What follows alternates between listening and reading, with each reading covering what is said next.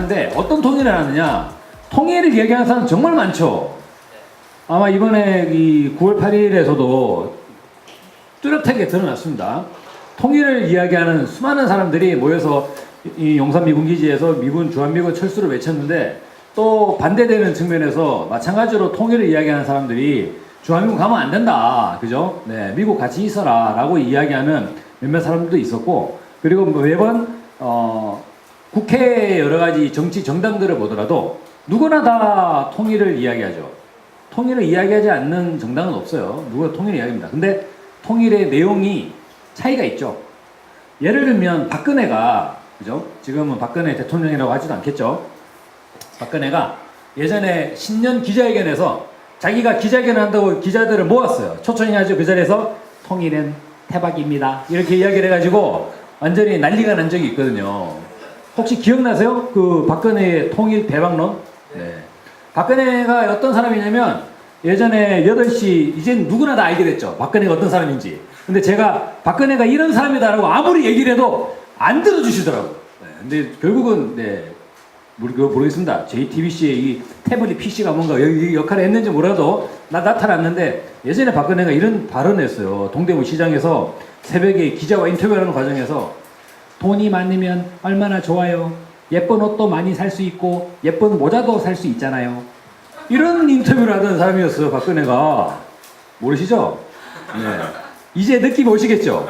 아, 정말 그런 사람이었구나, 그죠? 네. 근데 박근혜조차도 통일은 대박입니다 라는 이야기를 하게 됐는데, 그런 근저에는 보수건 진보건 통일을 이야기하고 있습니다. 근데 그들이 이야기하는 통일의 내용이 다르다, 이렇게 이야기되겠죠.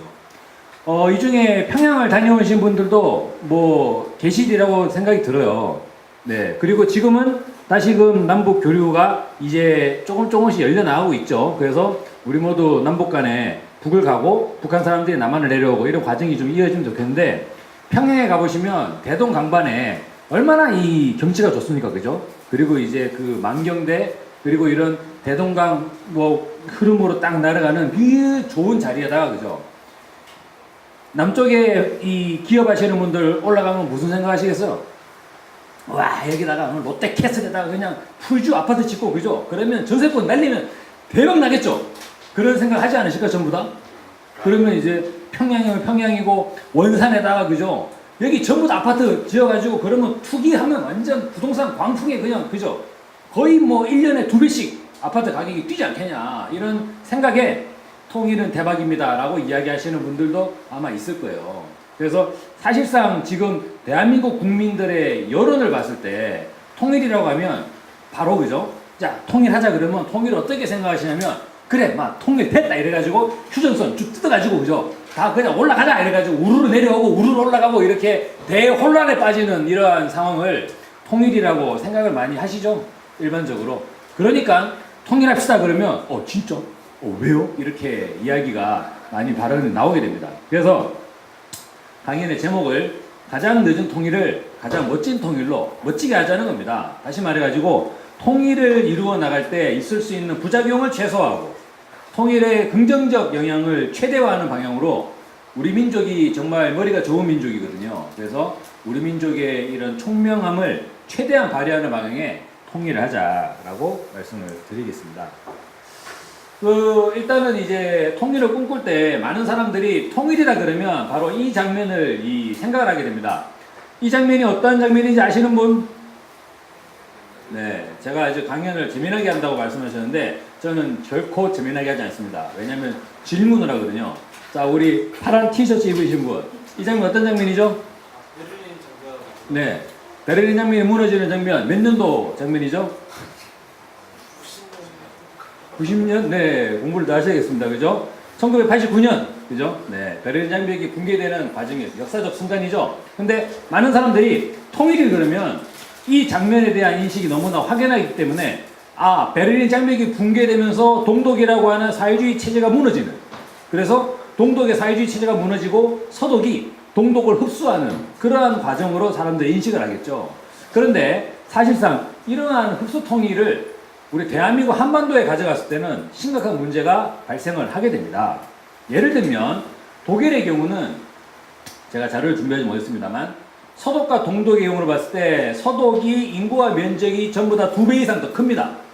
그렇게 큰 이유는 애초에 이 독일을, 히틀러 독일을 패망시킨 이 국가가 바로 소련이 들어갔죠. 베를린을. 소련이 베를린을 점령을 해가지고 당시 연합국, 4개 연합국들이 독일을 넷으로 분할을 했습니다.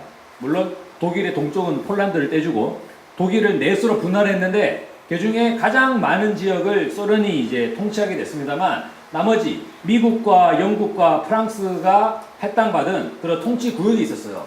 이 세 나라가 자기네 통치구역을 합칩니다.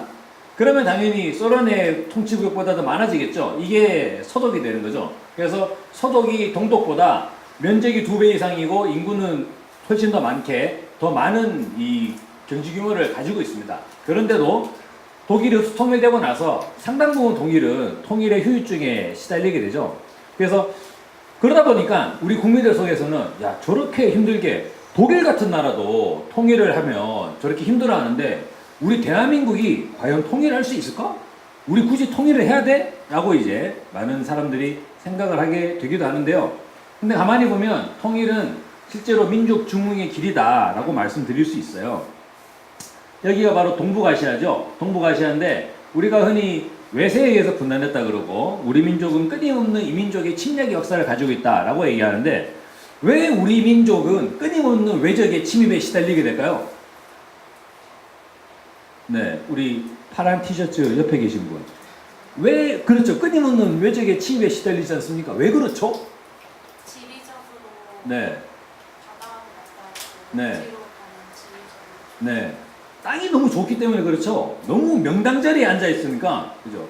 우리 땅을 탐내는 사람들이 너무 많은 거예요. 그래서 이게 왜 우리는 이렇게 침략에 시달리는 거야? 우리는 찌질이 이렇게 있는 게 아니라 요즘에 보니까 또 한간에 찌질이 노래가 유행하던데 저만 알고 있는 건가요? 네, 아시죠? 네, 네 그렇습니다. 네. 우리 민족이 약하기 때문에 우리 민족이 못 나가지고 침입에 시달리는 게 아니라 우리 민족이 워낙에나 좋은 자리에 전 세계 가장 좋은 명당 자리에 자리를 딱 잡고 있기 때문에 침략에 시달리게 되는 것이죠. 그런데 이것을 발상을 전환해가지고 우리가 힘을 가지게 된다면 우리가 국제사회의 목소리를 가지게 된다면 이거는 막 그때는 그죠 그냥 박근혜의 표현을 따라하지 않더라도 통일은 막 대박입니다. 그죠? 그렇게 우리에게 다가올 수 있겠다. 실제로 보면 동북아시아라고 하는 그런 입지 조건이 주변의 강국들에게 둘러싸여 있다는 걸 알 수 있습니다. 옆에는 이제 중국이 있고 여기에는 일본이 있죠. 그리고 위로는 러시아가 있고 그리고 네 이제 세계 패권을 이제 쥐락펴락했다고 하는 지금은 과거형을 해야 될지 과거 완료형을 해야 될지 상당히 좀 과거 완료는 아니겠죠. 과거형이죠. 네 그리고 미국이 있습니다. 근데 주변에 이런 강국들에게 둘러싸여 있는데 문제는 남북이 그래도 또한 이렇게 분단이 돼 있죠. 남북이 분단이 되어 있다 보니까 바로 대한민국은 이렇게 됩니다. 여러분들 모두 다 그런 기억이 있지 않나요? 세계 지도를 보면서 우리나라 왜 이렇게 코딱지만 해? 그런 생각 안 해보셨어요? 저만 그런 생각을 했군요. 네. 저는 정말 기분이 나빴어요. 그러니까 어릴 때는 일본을 보면 일본이 우리나라보다 훨씬 큰 거예요. 이렇게. 그죠? 엄청 큰 거예요. 근데 일본에 비하면 대한민국은 정말 작은 거죠. 그래가지고 와 정말 너무나 자존심이 상해가지고 왜 저렇게 일본이 우리보다 크지? 이런 생각도 많이 했습니다. 그런데 가만히 놓고 보니까 우리나라가 결코 작은 나라가 아니었더라. 물론 이제 큰 나라라고는 할 수 없죠. 근데 이제 작은 나라 아니었던 것이 애초에 대한민국 남북을 이제 통일이 이루어서 통일된 한반도를 비교하게 되면 사실 지난 세기죠. 지지난 세기에 세계 패권을 거머쥐었다는 영국과 크게 차이가 없습니다. 오히려 영국보다 인구는 더 많죠. 지금 영국의 인구가 대략 6,500만, 7천만 정도 되는데 통일 한국이 될지 통일 뭐가 될지 모르겠습니다만 통일 코리아로 하죠. 아주 중립적으로. 통일 코리아의 인구는 이제 8천만 이상 이렇게 될 거기 때문에 사실상 세계 패권국가 역대 있었던 패권국가가 견주어도 그렇게 뒤떨어지지 않는 그러한 바탕이 된다라는 것을 알 수가 있어요. 옆부분은 이제 우리 그러면 여기 붉은색 옷을 입으신 분, 여기 파란 티셔츠 오른쪽에 계신 분, 네 이건 너무 죄송합니다. 제가 이거 어느 나라죠? 빨간색. 아, 네. 죄송합니다. 네. 프랑스죠? 네, 프랑스요. 네. 프랑스보다는 좀 작죠. 프랑스가 근데 유럽에서 가장 영토가 큰 나라입니다.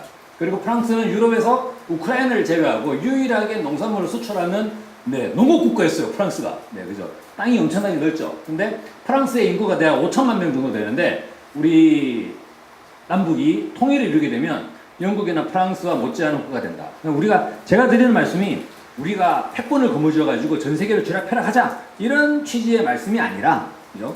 저희 한국이 남북이 힘을 합치면 그 어떤 나라들도 우리를 쉽사리 여기지 못하고 우리를 침략하지 못하고 우리를 개입하면서 우리에게 감나라 배나라 우리를 간섭하지 않을 그러한 우리의 국력을 갖출 수 있다라는 취지의 말씀입니다. 자, 그럼 조금 더 난이도를 높여가지고 우리 그 옆에 계신 검은 티셔츠 입으신 분, 여기 회색 보이시죠? 연두색. 연두색 이거 어느 나라죠? 아니, 중국은 여기 활자가 중국이에요. 네. 모르겠습니다. 네, 연두색. 자, 네, 끝까지 가봅시다. 네, 모르겠습니다. 네. 지금 유럽 나라들을 거머쥔 거예요. 여기는 이제 연두색은 스페인입니다. 네. 스페인 여기 포르투갈, 그죠? 크리스티아노 호날두의 나라 포르투갈 있고 여기에 리오넬 메시가 뛰는 바르셀로나 여기 있죠. 네. 여기 스페인을 보면 역대 패권 국가들을 이렇게 모아놓은 걸 알 수 있죠. 최초에 이제 스페인의 이 무적 함대, 그리고 영국과 프랑스의 이런 이제 자웅을 겨루는 상황, 이런 국가들이 있는데 우리 통일 한반도를 살펴봤을 때 그런 역대 패권국에도 크게 미치지 않는다는 거죠. 그래서 우리나라가 작은 나라가 아니다. 우리 민족은 찌질한 민족이 아니다라는 겁니다. 근데 왜 이렇게 됐느냐? 바로 분단됐기 때문에.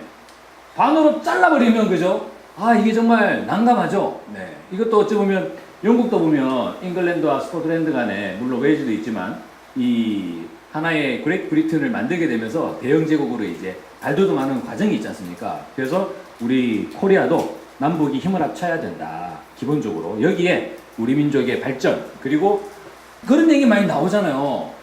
대한민국이 거의 뭐 세계 경제권 10위권이다 라는 얘기 많이 나오죠. 그러면 전 세계 그 뒤에 우리 흰 옷 입으신 분, 네. 전 세계 나라가 대략 몇 개 정도 나라가 있을까요? 네, 대략 200여 개, 210 몇 개국에 있다고 하죠. 그럼 210 몇 개국 중에 우리나라가 넘버 10이라는 거죠. 네, 그러면 거의 이거 1등급 아닌가? 그죠? 등급으로 치면.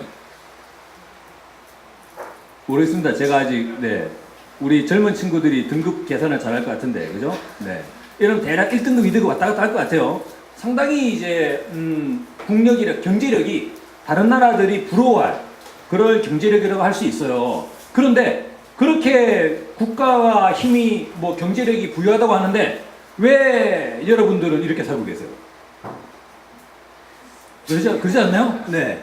여러분들 어떻게 살고 계세요, 여러분들? 네. 프랑스 애들은, 그죠? 아, 이번 여름에 2달 동안, 그죠? 뭐 이제 남미 순방을 하고 왔는데 다음에는 아프리카에서 세렝게티 국립공원을 달려보고 싶어. 이런 거 꿈을 꾸잖아요. 그렇지 않나요? 네. 근데 우리들은 그렇지 않죠. 우리들은 뭐 하고 있습니까? 그냥 뭐 노량진 고시촌에서, 그죠? 컵밥 먹으면서 공무원 시험 준비하고 있죠. 또 떨어졌어요. 내년에 또 해야 되겠죠? 그러면 이제 부모님이 격리에 말씀해 주시죠. 한두 번 한다고 되나? 진득하게 해야지. 한 5년, 그죠? 네. 그렇게 살고 있잖아요. 그래서 저희들의 이 삶이 이렇게 억눌리기는 이런 상황이 되는데도 저는 이런 분단된 현실이 상당히 커다란 영향을 미치고 있다라고 말씀을 드릴게요. 그래서 단순히 굳이 통일을 해야 돼? 우리가 왜 통일을 해? 그냥 대한민국끼리 살고, 대한민국은 대한민국끼리 살고, 북한은 북한끼리 살고, 그러면 되지. 라고 하는 발상은 사실 이렇게 강국으로 둘러싸인 동북아시아에서 우리가 기지개를 켤 수 없는 그러한 문제점이 있습니다. 정말 안타까운 게 문재인 대통령께서 이런 측면에서 통일을 하실 생각이 별로 없으신 거예요. 그게 저 너무 안타까운 거죠. 이건 작년에 이 문재인 정부에서 신한반도 평화 비전이라고 하는 그러한 통일 아니고 평화 로드맵을 발표했습니다. 가만히 보시면 문재인 정부도 마찬가지고 예전에 노무현 대통령께서도 그런 적이 좀 있으셨는데 통일이라는 단어를 상당히 되게 좀 부담스러워 하시거든요. 그 신한반도 평화비전을 발표할 당시에 베를린에서 문재인 대통령은 연설문에 그대로 나와 있습니다. 제가 바라는 것은 평화, 오직 평화입니다. 통일은 평화가 실현되면 그 언젠가 이루어지겠지요. 라는 이제 표현이 있습니다. 근데 이런 부분들은 사실 우리 민족의 그리고 우리 국가, 우리 국민들의 이런 기계를 펴고 그 외세의 개입을 막아내는 과정에서는 사실 좀 적절하지 못한 발언이 아닌가. 하루빨리 통일이 이루어가지고 우리 국력을 신장시켜서 누구도 우리를 업신여기지 못하는 그러한 국가를 건설할 때 우리 국민들의 복지도 열리고 네, 민생도 열리고 그렇게 될 거라고 생각이 듭니다. 그렇다면 통일에 대해서 구체적인 내용으로 한번 들어가 보겠습니다. 우리가 흔히 통일을 얘기할 때 우리의 소원은 통일을 부를 때 이렇게 목 놓아 부르는 통일이 핵심은 이제 지난 시기에는 바로 북진 통일이었습니다. 이게 바로 이승만 정부 때 이승만 정권 당시에는 북진 통일이 거의 국시가 돼 있었죠. 네. 북진 통일 당시에 아마 1956년에 그 당시에 진보당이라고 하는 정당이 있었는데 진보당에 조봉암 당수가 있었습니다. 그러니까 요즘에는 당에 있으면 당대표를 대표라 그러잖아요. 그러니까 물론 이제 자유한국당은 비대위원장이고 지금 민주당 대표가 추미애 대표신가요? 네. 그렇게 이제 대표라고 부르게 되는데 그 당시는 대표라고 하지 않고 당수라 그랬어요. 근데 그 조봉암 당수께서 평화통일을 주장했습니다. 평화통일. 이 북진 통일은 뭐죠? 이건 이제 국력 북이고 이건 나아갈 직자죠. 북쪽으로 나아가자는 거죠. 근데 정진협정에 따르면 네, 북쪽에 155마일 휴전선이 있는데 북쪽으로 나가자는 건 뭘 말하는 거죠? 휴전선을 뚫고 밀고 올라가자는 거죠. 네, 그래가지고 이제 북한을 점령하자는 차원의 북진 통일인데 이 당시에 1956년에 조봉암 당수가 평화통일을 주장을 했어요. 북진 통일을 하지 않고 이제 전쟁해가지고 그렇게 100만 명 이상이 이렇게 힘들게 목숨을 잃고 사상자가 났는데 무슨 또 전쟁이냐.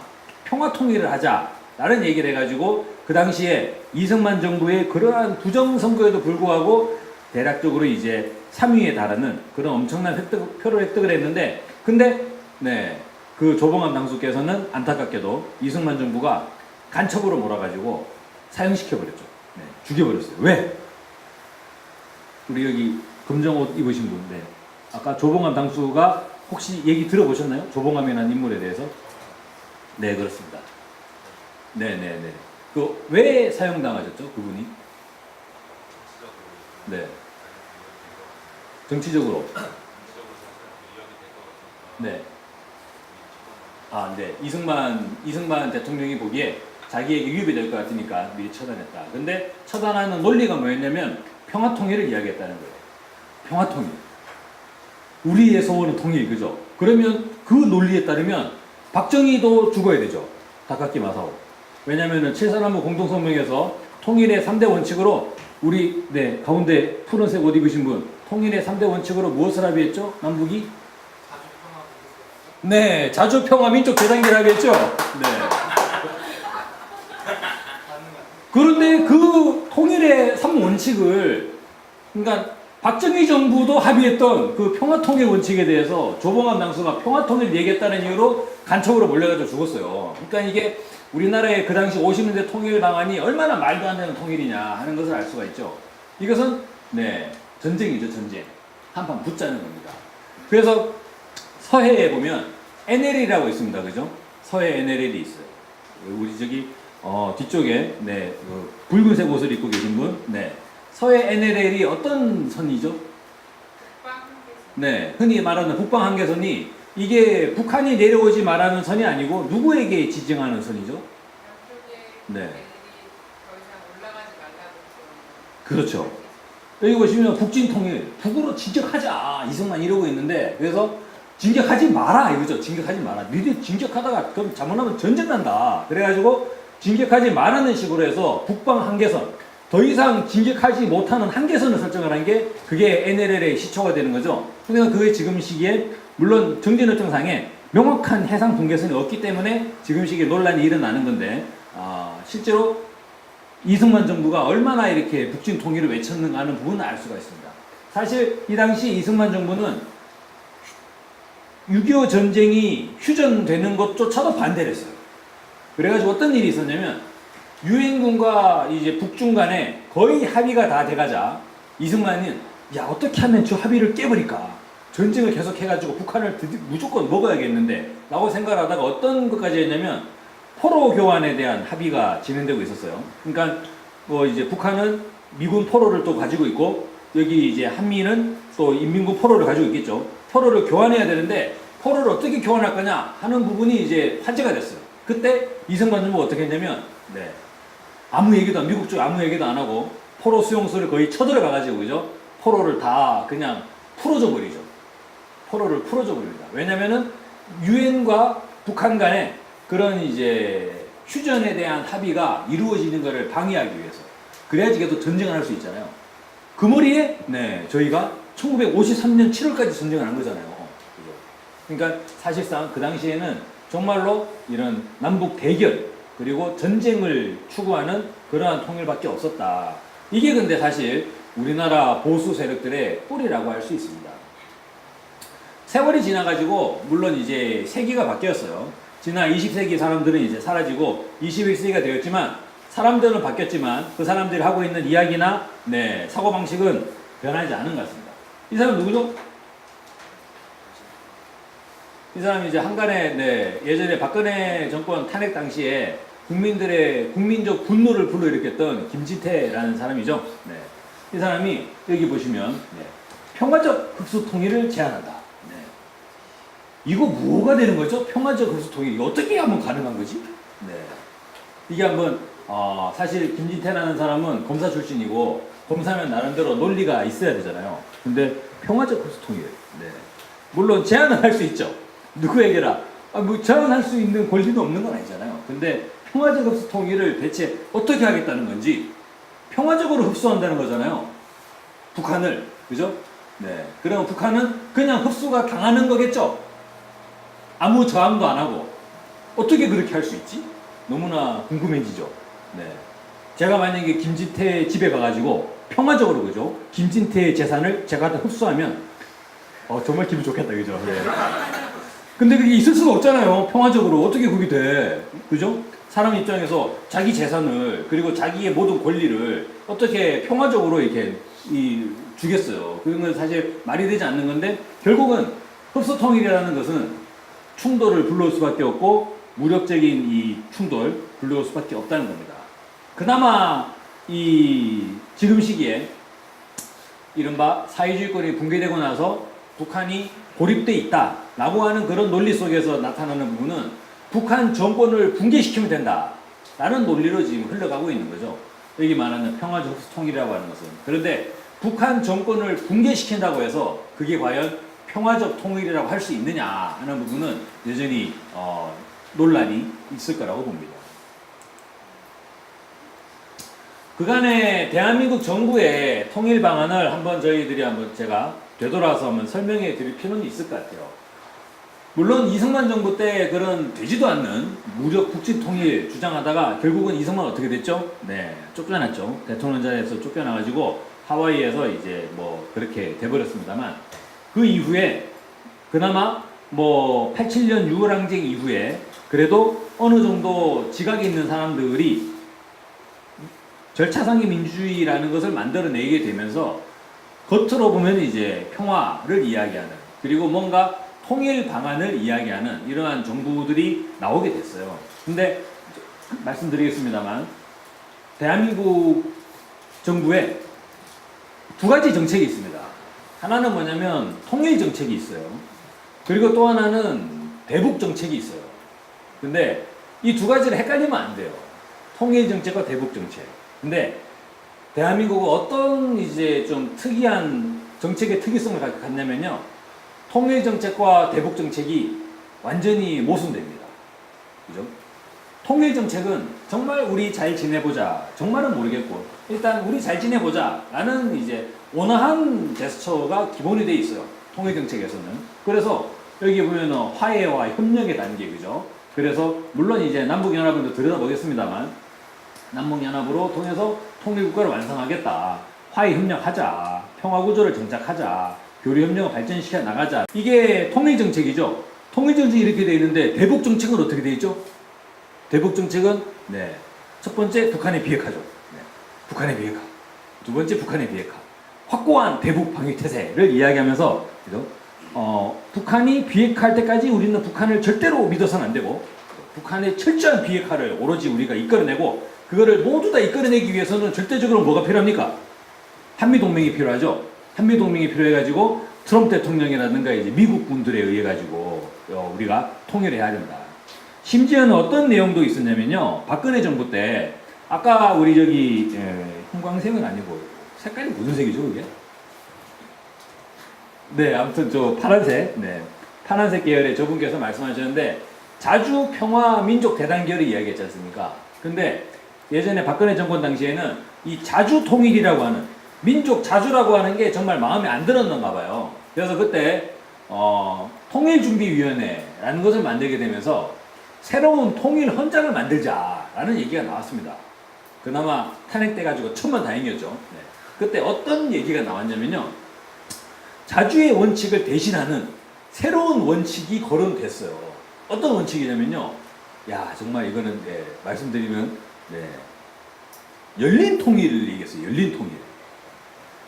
자주가 아니라, 그러니까 우리 민족이 주도하는, 남과 북이 주도하는 통일이 아니라 열린 통일. 뭐냐면 주변국과 함께하는 통일. 네. 이게 얼마나 좀 너무 당황스러운 얘기냐면요.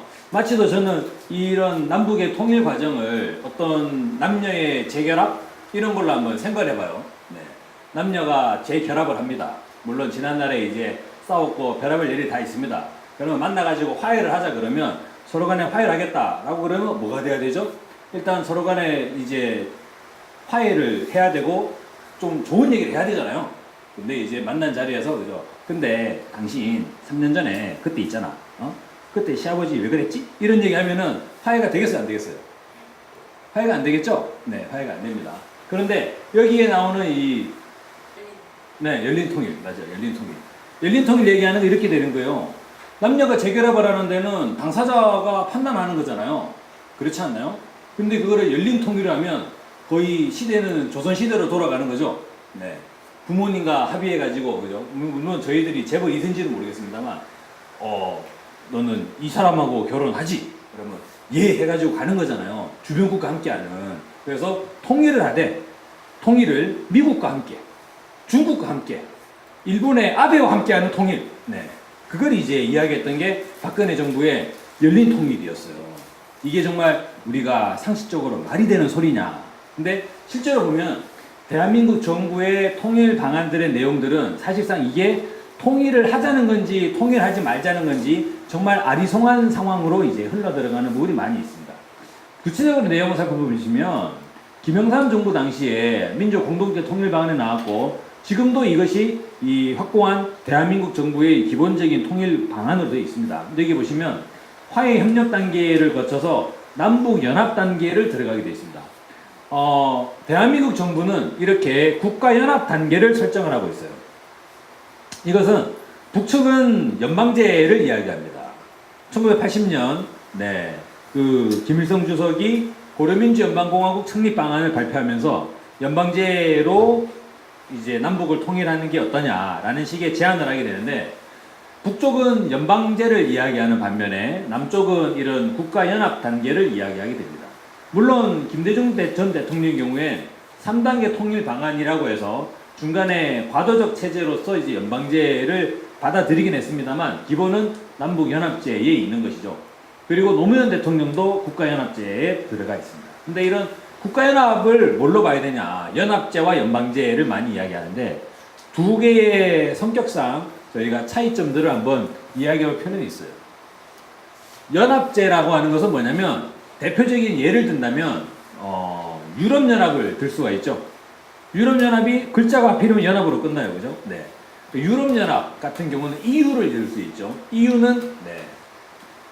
하나의 개별 국가들이 자기의 이런 이제 자기의 주권을 그대로 인정받으면서 다른 나라들과의 함께 협력을 해 나가는 단계, 공동체를 모색해 나가는 그러한 구조로 볼 수 있습니다. 그게 유럽연합을 생각하시면 되죠. 이를테면 EU 속에 독일도 있고 프랑스도 있고 이탈리아도 있고 그런 나라들이 있는 거잖아요. 그게 국가 연합의 형태죠. 그러니까 여기서 이야기하는 우리 대한민국 정부가 얘기하는 남북 연합 단계는 뭐냐면 대한민국이 있고 조선민주주의인민공화국이 있죠. 그렇게 있는 상황에서 하나의 연합체를 만들자라는 게 이제 남쪽에서 이야기하는 연합제라고 볼 수 있습니다. 북한이 이야기하는 연방제는 뭐냐라고 할 때 연방국가, 저희들이 알고 있는 연방국가 뭐가 있죠? 저희들은 정말 많은, 정말 친숙한 연방국가를 알고 있죠. 네. 저희는 이제 미국도 연방이에요. 미국 연방정부잖아요, 그죠? 네. 미국 연방정부고, 그리고 영국도 연방이죠. 물론 영연방과 미연방은 약간 좀 차이는 있습니다만 연방의 형태를 띠고 있습니다. 미국의 연방정부는 어떤 게 연방이냐면, 미국에도 보면 51개의 주가 있죠. 50개 주가 있나요? 미국에 주가 몇 개 있죠? 네, 우리 저기 보라색 옷 입으신 분, 네, 보라색 티셔츠 입으신 노란머리, 네, 숙녀분, 저기 미국에 주가 몇 개 있죠? 네, 몇 개 있을까요? 52개? 50개? 51개? 아무튼 뭐 50여 개가 있죠. 이렇게 말하면 되죠. 네, 50여 개의 미국 주가 있는데, 그 미국의 개별 주 정부들은 지역의 행정, 그리고 이제 보건 복지 정책을 독자적으로 관할하죠. 그래서 저희들은 예전에 이런 헐리우드 영화를 보면 그런 게 있습니다. 어떤 이제 막 사람이 범죄를 저질렀어요. 어떤 주에서. 예를 들면 뭐 이제 캘리포니아에서 범죄를 사람을 죽였어요. 근데 이 캘리포니아 법에 따르면 자기는 잡히면 사형이야. 근데 옆으로 이제 건너가가지고 뭐 이를테면 네바다라든가 이렇게 네바다주로 이제 도망가게 되잖아요. 그러면 네바다 주에서는 그 범죄로 사형을 받지 않아요. 그러면 그 살인자가 뭘 합니까? 주 경계선을 향해 가지고 막 탈출극을 벌이게 되죠. 그래가지고 주 경계를 어떻게 뛰어넘느냐, 자기가 살기 위해서. 그런 영화 스토리가 있죠. 실제로 보면은 미국의 실정 법들이 보면, 그래서 미국이 변호사가 돈 벌기에 제일 좋은 나라라고 하더라고요. 왜냐면은 각 주마다 법이 다 다르기 때문에 이거를 제대로 알면 그죠, 완전 대박 나겠죠. 네, 모르겠습니다. 저가 그런 생각할지 모르겠지만, 근데 그런 식의 각 주마다 개별적인 이제 세법들이라든가 그리고 행정 질서들을 다뤄 가지고 있습니다. 그러니까 텍사스에는 텍사스 법이 있고 뉴욕에는 뉴욕 법이 있죠. 하지만 미국의 연방은 유럽연합과는 근본적 차이를 가지고 있어요. 무엇이 다를까요? 미국의 연방이라고 하면, 물론 이것이 이제 남북의 연방제를 그렇다고 해서 우리 남북을 미국처럼 하자라는 이야기는 아니죠. 하지만 형태를 보게 된다면 연방제는 기본적으로 대외적인 면에서 하나의 국가를 띠고 있죠. 그러니까 하나의 국가는 무엇으로 나타나냐면, 핵심적으로 보면 국방과 외교를 통해서 나타나요. 외교를 할 때, 그죠? 저희가, 네, 아마 뭐 저희들이 주한미 대사관에 가서 여러 가지 항의들을 많이 하고, 여러분들이 미국 여행을 할 때도 주한미 대사관에 가서 여행을 하시죠. 여러분들이 LA 간다고 해서 캘리포니아 대사관을 가지 않아요. 그죠? 너는 LA 가니? 나는 뉴욕 가는데 그럼 우리 따로 가야겠구나. 이렇게 가지 않죠? 전부 다 미 대사관을 가죠. 하나의 대사관으로 묶여 있습니다. 근데 유럽연합은 그렇지 않죠. 똑같이 유럽 여행을 가더라도 프랑스 여행 가는 친구는 프랑스 대사관을 가야 되고, 독일 여행 가는 친구는 독일 대사관을 가야 되죠. 다르잖아요, 가는 데가. 즉, 외교가 하나로 통일되어 있지 않죠. 그러니까 국가연합 단계에서는 개별 국가들의 외교권이 부여되는 반면에 연방정부 형태에서는 각 지역정부가 외교권을 갖는 게 아니라 연방정부가 외교권을 관할하고 있죠. 독자적으로 관할합니다. 그리고 또 하나는 외교와 더불어서 군사권을 이야기 될 수가 있죠. 미국은 당연히, 네, 물론 텍사스에도 군대가 있습니다만 그거는 예비군이죠. 그러니까 텍사스 군대와 캘리포니아 군대가 따로 있는 게 아니에요. 전부 다 어떻게 돼 있죠? US Army 해가지고 이렇게 다니는 거죠. 그래서 미국의 특공대 그러면 그걸 누가 작전을 승인합니까? 연방정부가 승인하게 되죠. 그래서 미국의 주정부 예산은 주로 민생과 교육, 보건 이런 부분에는 주정부 예산들이 투여가 되는데, 연방정부는 뭐 하느냐? 연방정부 예산의 거의 대부분은 군사비입니다. 국방비를 투자를 하고 있어요. 근데 이렇게 보면 군사와 외교에서 하나의 기능을 갖는 게 연방제가 됩니다. 근데 연합제로 가면 유럽연합에 가고 있어요. 유럽연합 가면, 네, 프랑스 군대가 있고 독일 군대가 있죠. 거기에 EU 군대가 있나요? 그렇지 않습니다. 그죠? 네. 그래가지고 실제로 보면 독일과 프랑스, 이탈리아 같은 개별 국가들이 전부 다 개별 국가로서의 기능을 하고 있어요. 근데 사실 보면 통일을 이야기할 때 단순히 이런 연합을 가지고 통일이라고 할 수 있는가라는 면에서는 약간의 이제 의심이 많이 들죠. 근데 연합제를 이어가 나중에 통일국가를 완성하자라고 이렇게 바로 진행하는 경우에 상당히 많은 혼란들이 조성될 수가 있습니다. 이를테면 이렇게 되는 거죠. 지금의 EU가 그죠? 바로 어느 날 갑자기 EU가 지금 연합단계 있잖아요. 유럽 연합단계 있죠. 그런데 유럽의 통일국가를 완성할 수 있을까 과연? 네. 상당히 좀 애매한 상황으로 우리가 볼 수 있습니다. 그래서 연합제를 가지고 과연 저것을 통일이라고 할 수 있나 하는 부분을 우리가 생각할 수가 있어요. 근데 연방을 띠게 되면 물론 이것이 연방이라고 한 단어에 대해서 저희들이 좀 잘 생각할 필요가 있는데 이게 단어의 출발점이 1980년 그때 이제 북측에서 먼저 제안된 고려민주연방공화국 창립 방안이라는 데서 이제 연방이 나왔다는 면이 있고 그리고 이후에 국가보안법에 의해 가지고 연방제를 이야기하면 바로 감옥 가는 네. 바로 가진 않죠. 한 몇 달 있다 가요. 근데 어차피나 이제 네, 영장이 나오게 돼요. 연방제를 이야기했기 때문에 연방제를 얘기했다는 이유로 그러한 구조가 너무나 오래 있어가지고 저희들도 모르게 연방을 불온시하는 이런 경향이 있는데 정말 아이러니하죠. 네. 우리의 동맹인 미국이 연방국가인데 그죠? 우리가 연방을 이야기한다고 해서 연방제를 이야기하면 바로 네, 이렇게 흘러가는 면이 있습니다. 네, 심지어는 이 문재인 정부가 지방자치권 관련한 어떠한 이야기를 했냐면 지방자치단체에다가 대폭 자율권을 부여하겠다라고 얘기했습니다. 자율권, 그러니까 경기도, 경상북도, 전라남도 이런 지방자치단체에 자율권을 대폭 부여하겠다라고 하면서 뭐라고 얘기했냐면 사실상의 연방제 수준으로 지역 정부에게 자율권을 주겠다라고 얘기했어요. 그러고 나니까 보수단체가 난리 났습니다. 문재인, 북한에게 나라 팔아먹어. 연방제를 이야기한다는 거죠. 네. 그 정도로 보수 세력들은 연방이라는 단어의 경기를 앓고 있어요. 네. 하지만 곰곰이 생각을 해보면 남북이 통일을 이루어 나가는 과정에서 연방이라고 하는 형태는 과도적 단계로 상당히 있다라고 볼 수가 있습니다. 왜냐면 휴전선을 뜯어가지고 막 전부 다 뒤섞어 버리는 게 아니잖아요. 그죠? 캘리포니아에는 캘리포니아 법이 있고 텍사스에는 텍사스의 법이 있어요. 캘리포니아 사람들은 캘리포니아의 방식으로 생활하고 텍사스는 텍사스의 방식을 생활합니다. 근데 필요한 거는 뭐냐면 국력을 합치는 거잖아요. 그죠? 국력을 합치는 거예요. 만약에 여러분들이 미국의 50개 주가 전부 다 독자적인 군대를 이제 활용을 한다라고 보시면 미국이 과연 11척의 항공모함을 유지할 수 있을까요? 그 11척의 항공모함은 어느 주로 배당이 될까요? 그러면 그 뉴욕인 항공모함 2대 사람이 많으니까 캘리포니아는 GDP가 높으니까 캘리포니아 3대 이렇게 분할하겠습니까? 그렇게 안 되잖아요. 그러니까 미국이 그런 세계 패권을 거머쥐는 이유. 자, 그럼 미국의 달러 체제가 있죠. 미국의 달러 체제는 어느 주 정부가 그거를 관할하겠습니까? 그거 안 되잖아요. 미국은 주 50개 주가 연방국가를 만들게 되는 배경은 뭐냐면 그렇게 힘을 합치는 과정에서 자기네들의 국력이 나오고 물론 그 국력을 패권을 부리는데 악용하기 때문에 문제가 되는 건데 그런 국력이 나오고 그 국력을 인해 가지고 자기네들이 여러 가지 플러스 이득을 보기 때문에 연방을 구성하는 거잖아요. 그렇지 않아요? 근데 부작용이 있을 수 있어요. 그냥 섞어버리면 부작용이 있을 수 있으니까 개별 주 정부 간에 룰을 정확히 하고 그래서 거기에서 네, 독자성을 부여하는 거죠.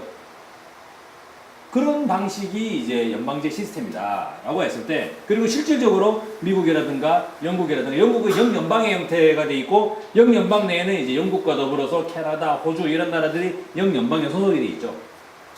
그런 식의 연방 정부 형태들, 연방 국가 형태들을 실제로 많이 하고 있습니다 이미. 네. 그리고 이제 이른바 세계에서 잘 나가는 나라들이 그런 걸 많이 하고 있어요. 그런 면에서 저희가 연방이라고 하는 형태를 다시 한번 들여다볼 필요는 있다 이렇게 말씀을 드릴게요. 그래서 이제 사실상 이런 국가연합제라는 내용들을 보면 대한민국이 이야기했던 이런 통일 정책들은 결국은 무엇을 가정하고 있냐면 왜 연합제고 더 이상 진전되지 않는가라고 했을 때 연합제의 일정한 단계에서 북한 정권을 붕괴시켜가지고 북한을 흡수하겠다라고 이제 생각할 수 있기 때문입니다. 실제로 본다면 네. 비핵화라는 부분이 늘상 이제 같이 거론될 수밖에 없죠. 그래서 이거는 이명박 정부 당시에 3대 이제 공동체 통일 구상 이런 것들을 발표를 했는데 여기 보시면 비핵 개방 3천을 이야기합니다. 네. 비핵 개방 3천을 이야기하면서 북한 경제 발전을 지원한다고 하는데 여기 보시면 북한에 SOC를 투자하는데 이 과정에서 북한의 사회주의 체제를 네, 우리의 입맛에 맞는 자본주의 체제로 전환한다는 것이죠. 한번 가만히 살펴보세요. 이 로드맵 상에 군비 통제를 통해 가지고 군사 통합을 이루고 북한의 전환을 지원하고 북한의 인권 문제를 해결하고 북한의 시민 사회를 형성합니다. 전부 다 뭐가 있냐면 북한을 이렇게 하겠다, 북한을 이렇게 하겠다라는 내용으로 나와 있죠. 우리 대한민국이 뭘 하겠다는 게 없어요, 그죠? 그렇지 않나요? 대한민국이 뭘 하겠다는 거 없죠. 북한이 이렇게 하고, 그죠? 옷도 바꿔 입고, 이것도 바꿔 입고, 저렇게 하고, 저렇게 하고. 어디에 맞추는 거죠? 북한을 대한민국에 맞추는 거죠? 대한민국의 스탠다드. 그러니까 이게 결론은, 네. 흡수 통일이다. 이거죠. 흡수 통일이다. 그래서 실질적으로 이렇게 통일하자고 할 때, 누가 통일을 이제 합의하겠는가? 아까 말씀드렸을 때, 이 부부가 재결합을 해요. 부부가 재결합을 하는데, 당신 말이지, 앞으로, 나 원래 아침 안 먹거든? 당신도 먹지 마. 나 요즘 허리가 아파가지고 나 침대 안 쓰거든? 당신도 방해. 나 밤늦게 뭐 하는 거 나 정말 딱 실세이거든? 똑같이 나랑 같이 9시에 바로 자요. 어디 뭐 밖에 무슨 뭐 모임? 무슨 뭐 평화회의? 그런 데 가지 마. 이런 식으로 나오게 되면 어떻게 재결합이 되겠어요? 그러지 않나요? 네. 그래서 실질적으로 보면 서로가 서로를 맞춰 나가는 과정이 있어야 되는데, 네, 안타깝게도 우리 정부의 통일 방안에서는 그렇게 서로가 맞춰 나가려는 노력들이 보이지 않았어요. 북한은 이렇게 하겠다. 북한이 이렇게 바꿔내겠다라는 얘기만 있었지, 우리가 이렇게 바뀌겠다라는 내용이 없었다는 겁니다. 그러다 보니까 결국은 북한에게 이러한 방안이 설득력이 있어야 되잖아요. 설득을 하지 못한 거죠. 그러니까 이런 대결의 과정이 계속적으로 이어질 수밖에 없었다라고 봅니다. 그럼 결국에 이제 흡수통일의 과정에서 생각하는 건 뭐냐면 이런 거예요.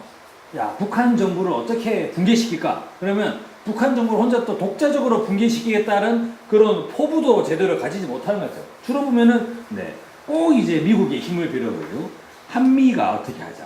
아니면 중국과 어떻게 해보자. 라는 식의, 왜냐면은, 네, 주변국, 외세가 북한 정부를 붕괴시키자라고 제안을 하면 미국이 상당히 좋아할 거기 때문에, 그래서 외세와 등을 지고 북한을 붕괴시켜 나가려는 이러한 흐름을 볼 수 있습니다. 근데 지금 시기 보여지는 이런 식의 외세와 손을 잡고 북을 붕괴시키는 이러한 전략은 마치도 한 1000년 전에, 그죠? 네. 저는 어릴 때는 신라 김주신 장군을 되게 좋아했는데 요새 별로 안 좋아해요. 신라시대에 나당연합군을 구성해가지고 고구려를 무너뜨리던 그 통일신라 과정과 상당히 유사성을 볼 수가 있죠. 신라가 독자적으로 고구려를 붕괴시키기가 버거우니까, 그죠? 논리는 이거죠. 우리도 할 수 있는데 경제도 발전시켜야 되니까, 그죠? 효율적 측면을 위해서 강력한 당나라 군대를 가지고 오면 얼마나 좋냐. 당나라가 우리한테 도와준다고 했다. 그래가지고 당나라와 함께 고구려를 붕괴시키죠. 근데 고구려가 멸망하고 나서 어떻게 됐습니까? 바로, 네, 나당 전쟁이 벌어져가지고 7년간의 나당 전쟁 끝에 신라도 다 망할 뻔했어요. 깜짝 놀랐어요. 네. 그나마 기벌포라든가 이런 데서 매소성 전투에서 승리를 해가지고 신라가 명맥을 유지하게 됐습니다만, 결국에는 고구려 땅 전부 다 뺏겨버렸죠. 당나라 서림기한테. 네. 그래서 사실상 그 과정에서 보면 큰 나라와 이런 식의 연합방위를 체결하는 것, 북한 정부를 붕괴시키자 해가지고 미국과 중국이랑 다른 외세와 손을 잡고 북한 정부를 붕괴시키면 어떻게 되겠는가라고 했을 때 이거 다시 전쟁이 일어나가지고 어떻게 될지 모르겠습니다만 오히려 다 뺏겨버릴 수도 있죠. 네. 지난 시기 역사가 그것을 보여주고 있다는 겁니다. 그래서 사실 우리가 힘을 가지고 붕괴시키는 전략이 과연 우리 민족이 옳은 것인가 하는 부분들을 생각할 필요가 있어요. 그래서 결론은 뭐가 되냐면 어느 것이 정답이 될까? 한국이 주도하는 통일, 이건 과연 북한 사람들의 동의를 받을 수 있을까요? 그리고 북한이 주도하는 통일, 이건 과연 우리 국민들의 동의를 받을 수 있을까요? 네. 그렇다고 해서 그러면 통일을 마침 치우고 문재인 대통령 말씀하신 것처럼, 네, 제가 말하는 건 오직 평화, 통일은 그 언젠가, 그러면 남북한 장기적 공존 시대, 그냥 남북은 이대로 살자 분단된 채로, 네, 이렇게 살면 근데 좋아할 사람들은 제일 많을 것 같아요. 중국의 13억 명 정말 좋아할 것 같고, 일본의 1억 2천 명 정말 좋아할 것 같고, 미국의 3억 명 정말 좋아할 것 같죠? 러시아의 1억 3천만 명도 정말 좋아할 것 같아요. 그런데 남북이 안 좋잖아요. 우리는 계속 이렇게 업신당하고 이렇게 개입당하면서 이렇게 계속적으로 지내야 된다는 거죠. 그런 면으로 봤을 때는 결국은 남북 합의에 의한 통일을 찾아나가는 것이 맞다 이렇게 보겠습니다. 그런 과정에서 지난 2000년 민족사적 대전환의 해라고 볼 수 있죠. 우리 대한민국의 김대중 대통령과 이제 북측의 김정일 국방위원장이 평양에서 상봉을 해가지고 2000년 6월 13일에 평양 상봉 이후에 6.15 공동선언을 발표했습니다. 이 6.15 공동선언에 보면 가장 늦은 통일을 가장 멋진 통일로 만들어 나가겠다라고 하는 그 두 지도자분의 어떤 그런 이 구상이 그래도 합의를 이루게 된 이런 하나의 배경을 볼 수 있습니다. 실제 내용을 보시면 주목되는 거는 이제 1항과 2항이에요. 1항을 보시면 저는 이 남북의 이 지도자들이 얼마나 통일해서 자주의 원칙을 정말 이 한이 맺혀 나는 거 볼 수 있습니다. 보시면 남과 북은 나라의 통일 문제를 그 주인인 우리 민족끼리 서로 힘을 합쳐 자주적으로 해결해 나가기로 했다.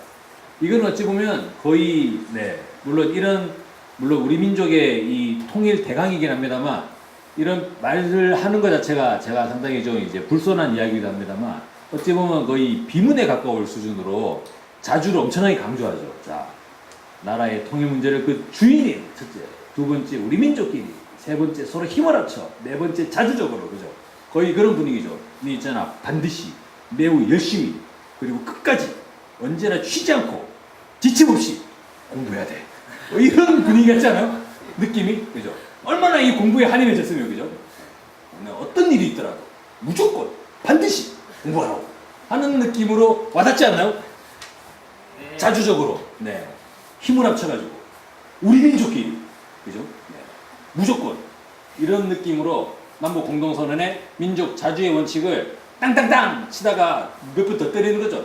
망치를 몇 번 더 때리면서 민족 자주를 이야기했던 이런 측면이 있습니다. 그래서 그런 면에서 오히려 6.15 남북 공동선언이 우리 민족의 통일 대강이다라고 볼 수 있죠. 그리고 실질적으로 보면 두 번째 2항도 거의 파워는 이제 거의 뭐 미치지 않습니다. 2장을 뭐 거의 충격적인 안으로 들어와 있습니다. 2장을 보시면 남과 북은 나라의 통일을 위한 남측의 연합제안과 이거는 이제 대한민국 정부의 통일 방안이었죠. 그리고 북측의 낮은 단계 연방제안이 서로 공통성이 있다고 인정하고 공통성이 있다. 이거는 거의 국가보안법 끝났죠 이제. 대한민국의 통일 방안과 북한의 통일 방안이 공통성이 있다는 거예요. 그리고 더 놀라운 것은 앞으로 이 방향에서 통일을 지향시켜 나가기로 하였다.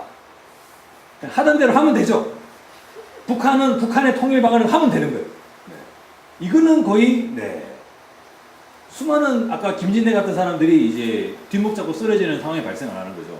즉 남과 북의 통일 방안이 다르지 않더라, 같은 거다라고 하는 것을 인정하는 것입니다. 물론 여기 보시면 북측에 낮은 단계 연방제로 되어 있습니다. 낮은 단계 연방제라고 하는 것은 아까 제가 연방을 이야기할 때 연방정부가 있고 각 지역정부가 있었죠. 근데 미국과 같은 형태는 사실 연방정부의 관할이 매우 절대적인 그러한 연방제가 되죠. 근데 지금은 남북이 서로 대결 과정에서 지난 70여 년간의 기나긴 대결 과정에서 그런 높은 권한을 갖는 연방정부를 바로 딱 만들 수 있을까요 과연?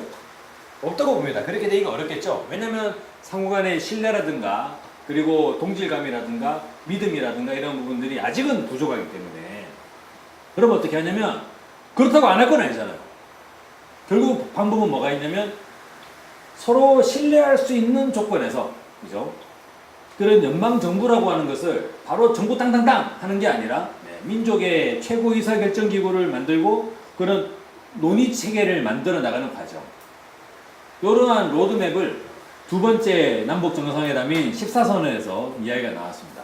이를테면 남북 국회회담 같은 것들을 열는 거죠. 하나의 완성된 위원회라든가 조직의 형태로 바로 정부를 위에서부터 딱 만드는 게 아니라 민족 간의 남북 간의 그런 대표자들, 정치적 대표자들 간의 교류와 모임들을 시작하고 그거를 지속적으로 계속해 나가면서 남북의 국회 회담을 만든다든가 그런 속에서 일종의 어떤 연방의 상설적인 기구들, 모임들을 만드는 위원회들을 권한을 매우 약화시키는 권한이 많으면 안 되잖아요. 권한이 많으면 어떻게 됐어요? 바로 머리 싸움 들어가겠죠. 그래가지고 난리 나겠죠. 그러면 싸워요 무조건. 그렇지 않겠습니까? 네. 그래서 이 부부가 재결합을 할 때도 맨 먼저 뭐 합니까? 맨 먼저 집문서부터 뜯어가지고 같이 공유 안 하잖아요. 그죠?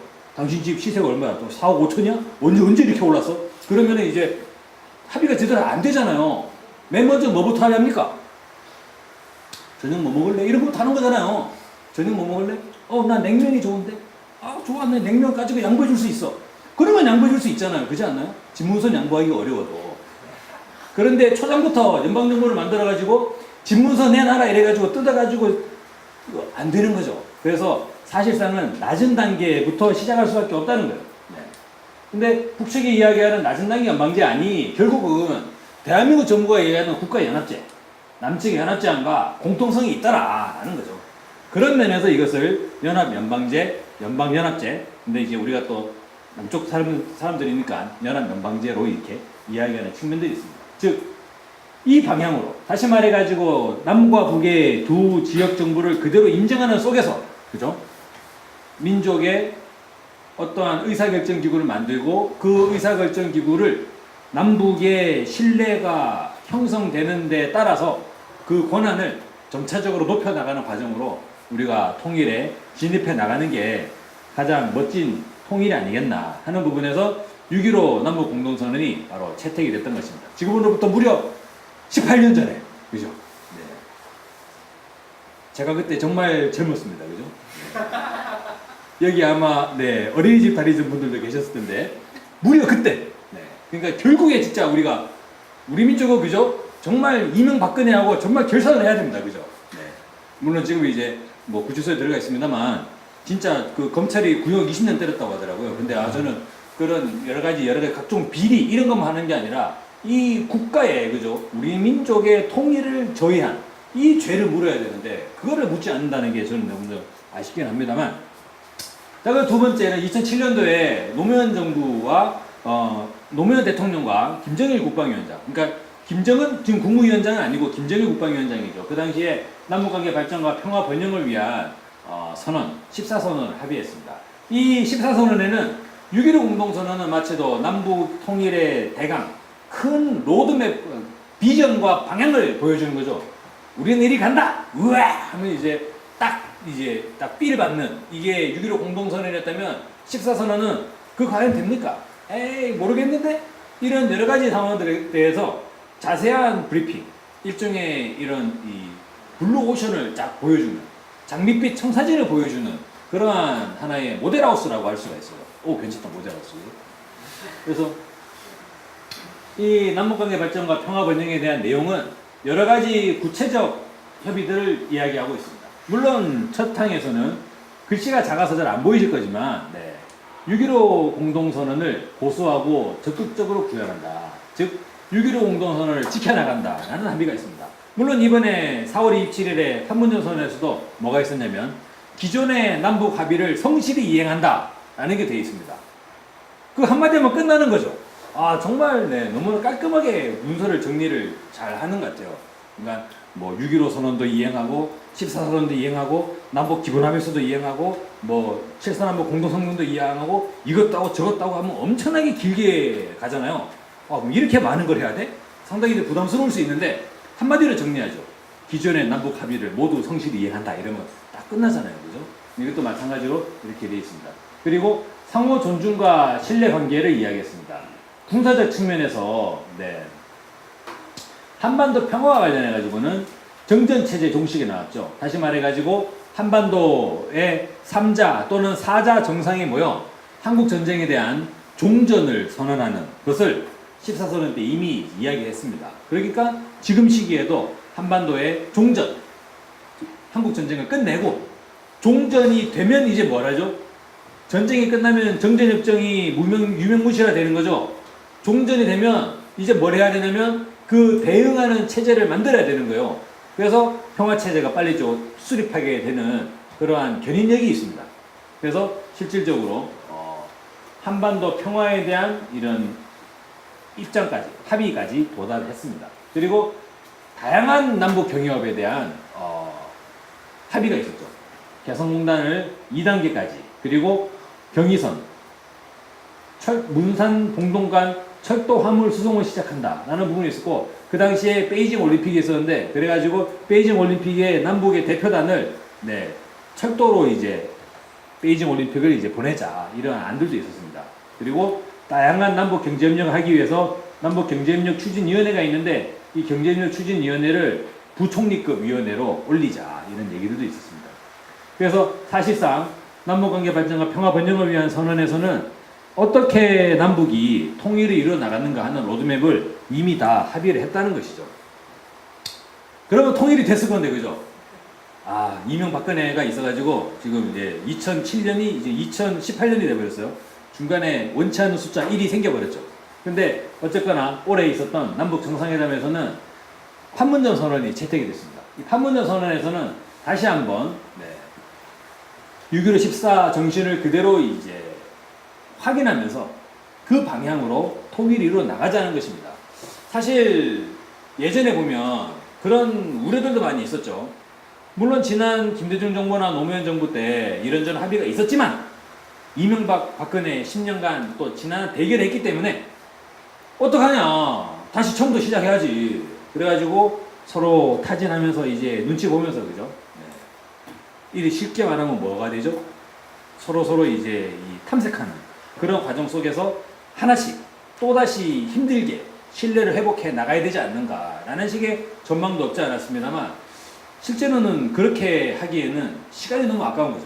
그래서 사실 판문점 선언의 내용을 보면 아까 제가 말씀드린 것처럼 남북 기존의 모든 합의를 성실히 이행한다라는 그 한마디로서 바로 단숨에 14선언을 채택하던 2007년도 상황을 그대로 복원을 시켜버리는 거예요. 그러니까 판문점 선언을 채택하는 그 당시는 남북이 그 상태로 이제 올라섰다는 거죠. 그러면 이제는 뭐가 있습니까? 거기서 더 나가는 것밖에 남아있는 게 없죠. 아까 말씀드렸던 남측의 연합제안과 북측의 낮은 단계 연방제안이 실질적으로 구동될 수 있는 그러한 조건을 갖추고 있는 거예요. 이미. 이번에 보면 3차 남북 정상회담이 이제 발표가 됐습니다. 일정이 9월 18일 바로 다음 주에요. 우리 평화위원도 그냥 있을 수 없죠. 남북 정상회담이 있는데 뭐라도 해야 되지 않겠습니까? 그죠? 근데 어느 수준까지 왔냐면 약 200여 명의 방북단을 구성을 하는데 이때 여러 가지 제의가 왔습니다. 그 청와대에서는 이른바 5당 그러니까 거기 자유한국당, 바른미래당이 있어가지고 아니면 물론 아직 어떻겠습니까? 통일이라고 하는 건 우리 민족 모두가 주인 되는 거기 때문에 뭐 자유한국당이나 바른미래당도 통일 티켓을 같이 줘야죠. 그렇지 않나요?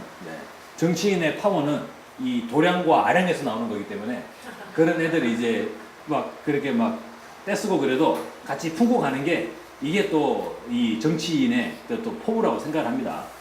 근데 한 가지 아쉬운 거는 그 부분에서는 정말 좀 적폐 세력들과의 이런 이 아량에는 좀 화해가 같다고 볼 수 있는데 이 진보 진영에도 그런 좀 아량을 보여줬으면 좋겠는데 그런 좀 아쉬운 면이 있죠. 어쨌거나 그 과정에서 보면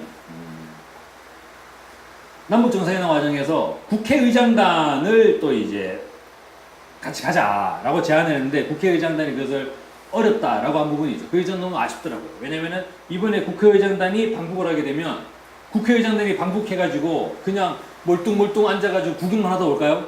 대한민국 국회의장단인데 북측의 최고인민회의 의장단들과 만남을 하겠죠. 그러지 않나요? 그래서 북한은 기본적으로 의회 구조가 중심이 되어 있습니다. 남측은 대통령 중심되지만 북측은 그렇지가 않아요. 그래서 남측의 국회와 북측의 최고인민회의가 만나는 자리가 되면 이것이 낮은 단계 연방제와 연합제에서 이야기했던 민족 최고의사결정기구, 그러니까 북측의 최고의사결정기구와 남측의 최고의사결정기구가 서로 만나는 거잖아요. 이 만남이 더 이어지면서 하나의 상설적인 위원회가 되면 그러면은 사실 통일로 진입해 들어가는 경로가 되지 않나. 그런 면에서 이번에 남측의 국회의장단이 저는 못 가겠습니다. 이거는 좀 너무 안타깝다라고 말씀을 드릴 수밖에 없겠어요. 어쨌거나 9월 18일에서 20일까지 평양에서 있었던 2박 3일에 남북이 정말 많은 합의와 성과들을 내와가지고 우리 민족이 통일에 한 걸음 더 나가기를 바라겠습니다. 결국은 남북이 힘을 합쳐야 된다. 남북이 힘을 합쳐서 갑자기 왜 웃으세요? 남북이 힘을 합쳐가지고 남북 관계를 개선해 나가는 겁니다. 이 과정이 저는 5월 26일에 2차 남북 정상회담, 문재인 정부 이후에 2차 남북 정상회담 과정에서 이른바 남북 정상들의 번개팅이었죠. 그래서 북측 통일각에서 바로 딱 만났습니다. 바로 전화해가지고, 물론 뭐 이렇게 되진 않았겠죠. 반말 됐다 해가지고 가진 않았겠죠. 되셨습니까? 네, 됐습니다. 그럼 만납시다. 이래가지고 됐겠죠. 그죠? 근데 이런 식의 긴밀한 관계가 더 만들어져야 된다는 겁니다. 그래야지만이 단순히 우리가 소탐대 제라면 안 되는 거죠. 그러니까 막 자존심 세워가지고 뭐야? 우리가 또 전화해야 돼? 내가 언제까지 전화해야 돼? 이렇게 진행되는 게 아니라 그러다가는 정말 재결합의 황금기 골든타임을 놓쳐버릴 수가 있어요. 그래가지고 이 주어진 지금 시기에 한반도 평화를 이끌어내는 데서 이번 남북 정상회담이 정말 큰 기여를 하기를 바라고, 그 과정에서 우리 평화위원도 커다란 관심을 가지고 한반도의 대전환의 시대를 함께 하기를 요청드리겠습니다. 마치겠습니다.